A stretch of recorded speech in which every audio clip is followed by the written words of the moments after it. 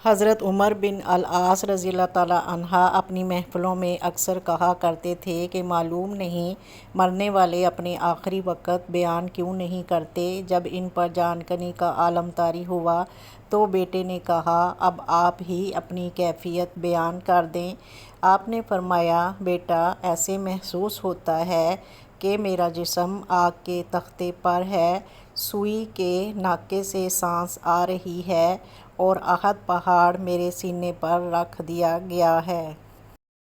5 تاریکیوں کے لیے 5 چراغ۔ دنیا کی محبت ایک تاریکی ہے اور تقویٰ پرہیزگاری اس کا چراغ ہے۔ گناہ ایک تاریکی ہے اور اس کا چراغ توبہ ہے۔ قبر ایک تاریکی ہے اور اس کا چراغ کلمہ طیبہ ہے۔ آخرت ایک تاریکی ہے اور اس کا چراغ نیک اعمال ہیں۔ پل صراط ایک تاریکی ہے اور اس کا چراغ یقین ہے۔ اگر ان 5 تاریکیوں کے لیے چراغ کا بندوبست نہ کیا گیا تو پھر آخرت کی ساری زندگی تاریک ہو جائے گی۔ آج کا انسان کہتا ہے، میری بیوی، میرے بچے، میرا مکان، میری دکان، میری تجارت، میرا فلاں، اور کل کو پتہ چلے گا کہ میرا تو کچھ بھی نہیں تھا، یہ تو ادھار کا مال تھا جو پروردگار نے کچھ عرصہ دے کر مجھ سے واپس لے لیا۔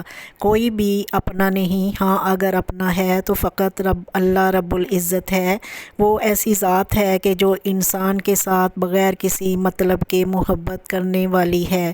بیوی، بچے، عزیز و اقارب کو کوئی نہ کوئی مطلب ہوتا ہے، حتیٰ کہ ماں باپ کے دل میں بھی کوئی نہ کوئی بات ہوتی ہے کہ وہ بڑھاپے میں یہ بیٹا کام آئے گا۔ اگر بے غرض تعلق ہے تو فقط اللہ رب العزت کو اپنے بندوں کے ساتھ ہے۔ انسانی زندگی کی حقیقت۔ انسانی زندگی ہوا میں رکھے ہوئے چراغ کی مانند ہے۔ بوڑھا آدمی چراغ سحر ہے تو جوان آدمی چراغ شام ہے۔ جس طرح ہوا کے جھونکوں میں رکھا ہوا چراغ ایک ہی جھونکے کا محتاج ہوتا ہے، اسی طرح انسانی زندگی ایک ہی پل کی محتاج ہوتی ہے۔ پلک جھپکنے کی دیر میں انسان اس جہاں سے اگلے جہاں پہنچ جاتا ہے۔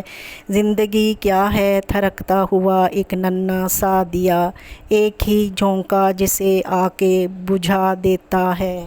اگر ہم یہ کہنے کے بجائے دیواروں کے بھی کان ہوتے ہیں، یہ کہنا شروع کریں کہ فرشتوں کے ہاتھ میں بھی قلم ہے، تو ہمیں لوگوں سے زیادہ اللہ کی فکر ہو جائے گی۔ حکمت مومن کی کھوئی ہوئی چیز ہے، حکمت خواہ منافق سے ملے لے لو۔ انسان زبان کے پردے میں چھپا ہے۔ ادب بہترین کمال ہے اور خیرات افضل ترین عبادت ہے۔ جو چیز اپنے لیے پسند کرو وہ دوسروں کے لیے بھی پسند کرو۔ بھوکے شریف اور پیٹ بھرے کمینے سے بچو۔ گناہ پر ندامت گناہ کو مٹا دیتی ہے، نیکی پر غرور نیکی کو تباہ کرتا ہے۔ سب سے بہترین لقمہ وہ ہوتا ہے جو اپنی محنت سے حاصل کیا جائے۔ جو شخص پاک دامن عورت پر تہمت لگاتا ہے اسے سلام مت کریں۔ ہمیشہ سچ بول لو کہ تمہیں قسم کھانے کی ضرورت نہ پڑے۔